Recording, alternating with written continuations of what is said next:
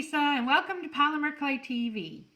Today we are going to be making a really cute box and it's going to have a graduated flower on it.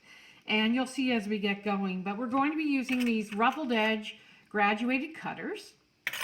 And to give you an idea of what I did to the box originally, it was a box that was for Christmas and it was in the clearance and it was all beat up. But I said, oh, I could make something cute out of that and paint it up and do something cute. So what I did was I used this product called gesso, and if you're not familiar with it, it basically makes a smooth surface and something for the paint to grab onto so that you can then put another paint over it, because this had words, it said peace on the front, and it was one of those ones that you color in. So if I didn't use the gesso, you'd see it right through. So that's what gesso is all about. And it gives it like a little tooth, so it really does help the paint grab on. And then I used the Dilutions paint. This is such a beautiful color, and I just loved it, so that's why I used that. And I have a couple other paints. I don't know if I'm going to use them today, but I wanted to have them handy, just some gold and some copper color. And then I have a couple tools that we'll probably use, my acrylic rod and a blade, and a sponge, which I'm going to use with the punchinella. So these are two new punchinella sizes that we have in the shop. One's really small and one's a little bigger. And so I'm going to probably layer those as we go. You'll see. I have three colors that I'm going to use. I've already preconditioned these. And I've got the So 80s, and it's the souffle, the Primo souffle. So 80s, cherry pie, and pumpkin. And I've already conditioned those, and I actually rolled these two out to the number 3 setting on my pasta machine, the third thickest setting. And this one I left a little thicker because this is going to be my base layer. So I wanted it a little thicker. Okay, so let's get started. Let me move a few things out of the way here. And we're going to start by using the punchinella. And I'm going to start with the red. And I thought, well, you know, I love the way the red and the turquoise look together. That's one of my favorite combinations. So what I think I'm going to do is I'm going to use the same exact turquoise on the red clay. So it'll make it pop and look really, really cool. So the way I use my punchinella is I condition my clay first, then I roll my punchinella over it. And what I'm doing is not only am I adhering it to the clay so that the paint doesn't get under it, I'm also creating a raised surface. I got some pink on there. Get out of there, So 80s. Oh well, it's going to get covered anyways. So you want to make a nice adhesion between the clay and the punchinella. And that's important because with any stencil, and that's what the punchinella is a stencil, you want to make sure the paint doesn't go underneath the stencil, because then you lose the effect that you're going for. So I'm just taking...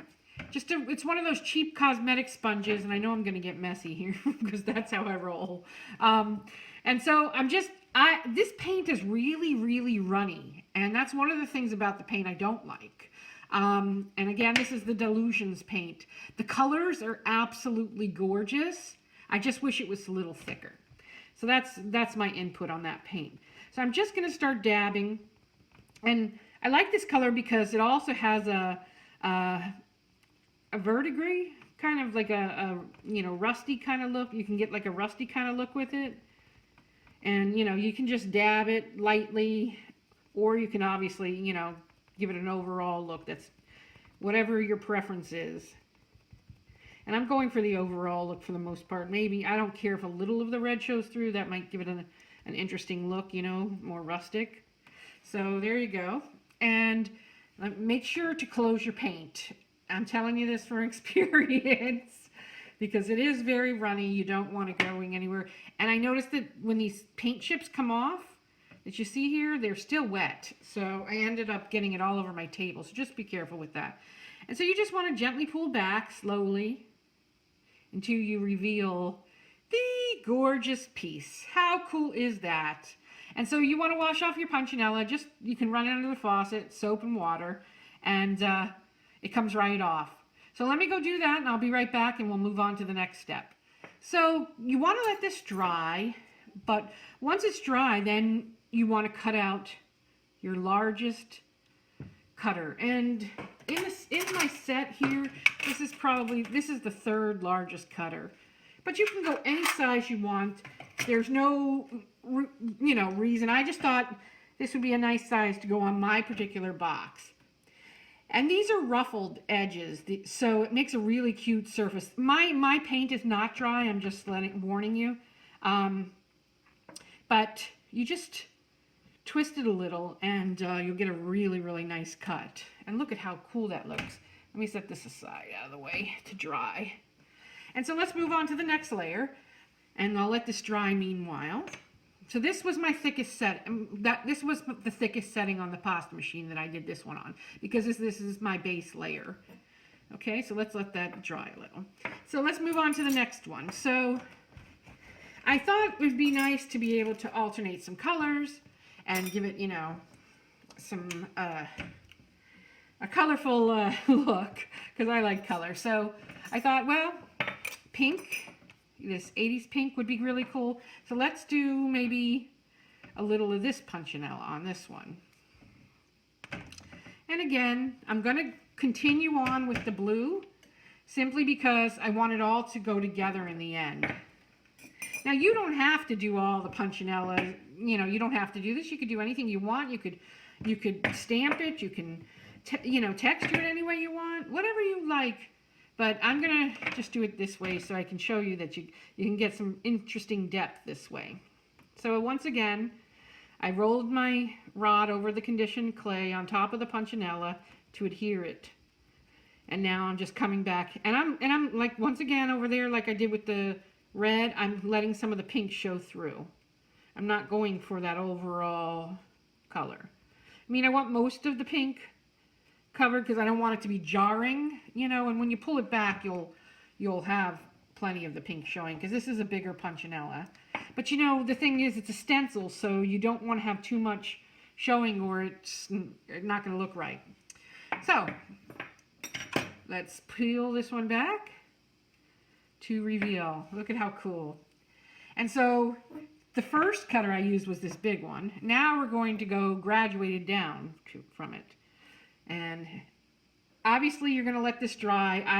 Filming, I don't have the luxury because I only had one box, so I would have pre-made this so you guys could see it.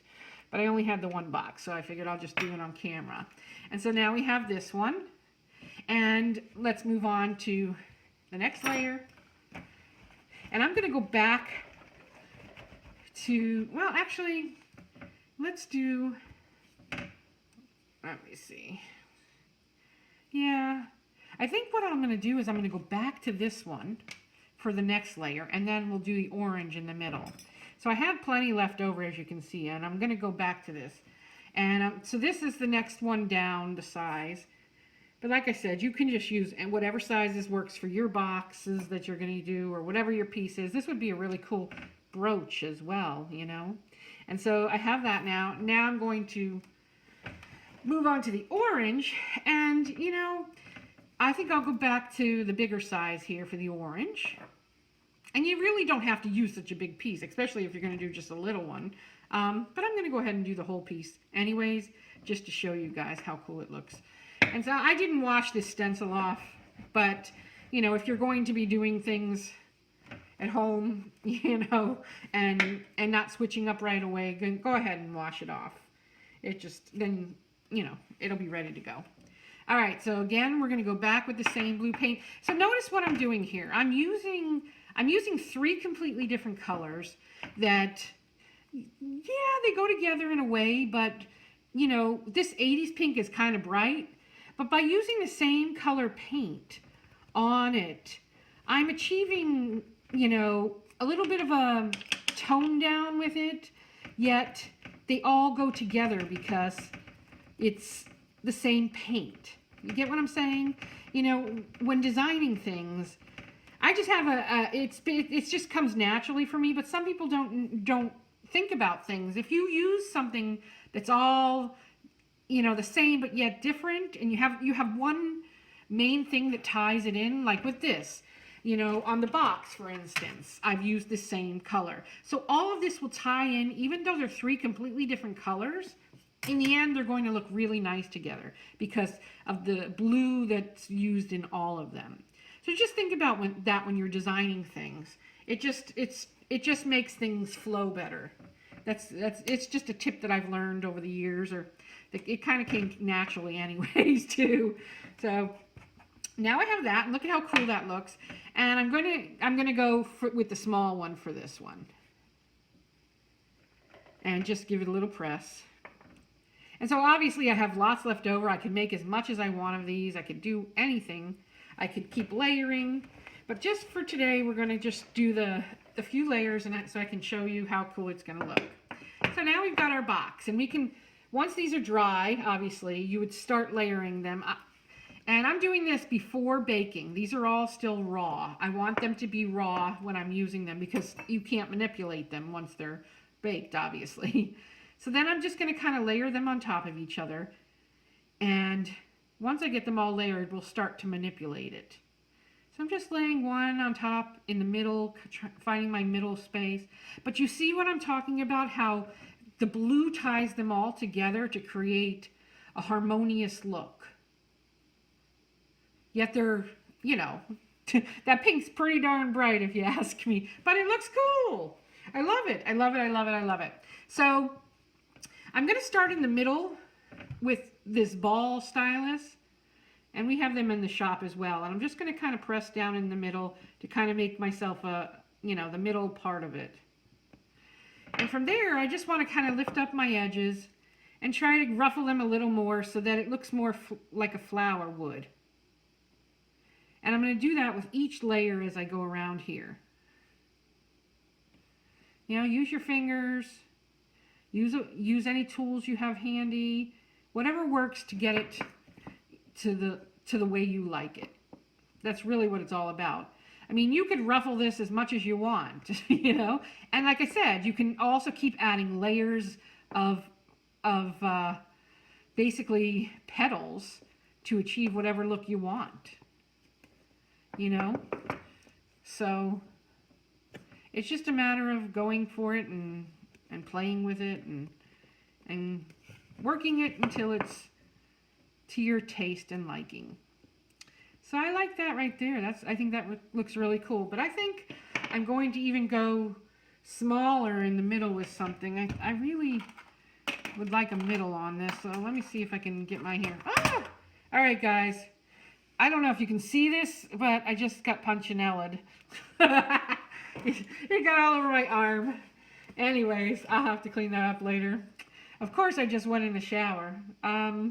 So you know what? Actually, what I would like for the middle is probably just another ball of clay. And I think I'm going to go with the red to kind of tie it all back into each other. So I'm going to just take a little piece of the cherry pie color, condition it in my fingers, and then I'm going to roll it into a ball, and it's going to fit.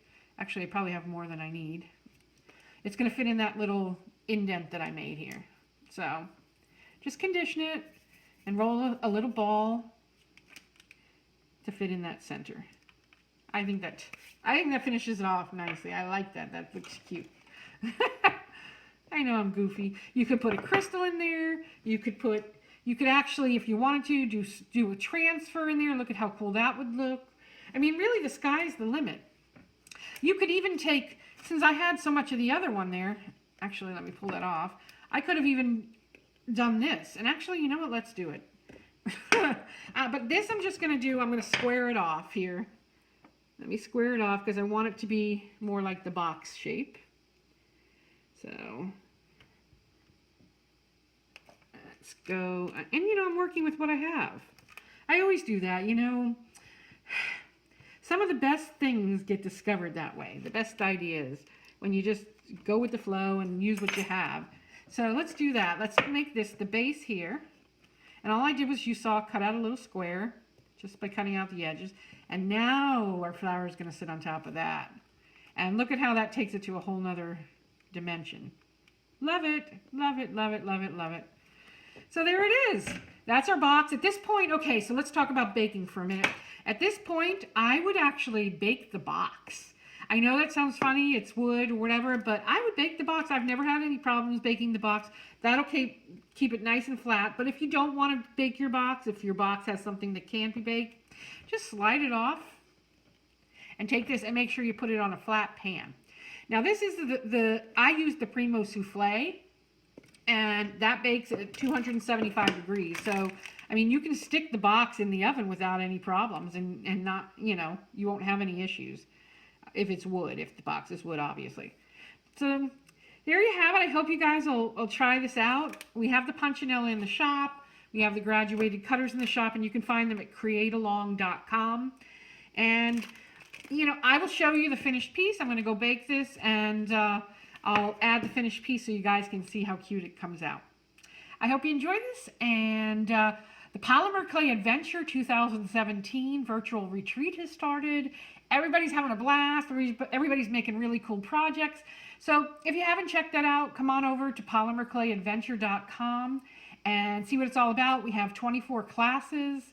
We have live events every single month. We have giveaways, all kinds of stuff going on. And it's a lot of fun. And this year we even have a Facebook group. So everybody's sharing pictures and you know, different things. And so it's a lot of fun. So I hope you'll join us, and I'll see you next time.